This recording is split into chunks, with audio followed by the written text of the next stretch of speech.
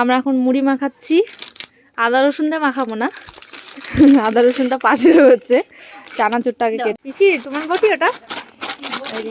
চানাচুর ঢালছি এবার। এবার দিয়ে দিচ্ছি আদা,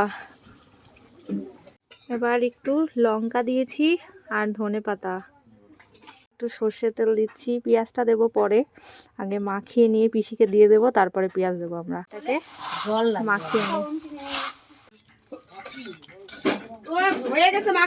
এই যে মাখা হয়ে গেছে, আগে খেয়ে নাও। এবার পেঁয়াজ দিয়ে দিয়েছি, দিয়ে এবার মাখিয়ে নিই। হয়ে গেল আমাদের মুড়ি মাখা। সবাই একটা থেকে খেয়ে নিক, আলাদা আলাদা এতগুলো বাটি নেওয়ার ঝামেলা, একটা থেকে খেয়ে নি।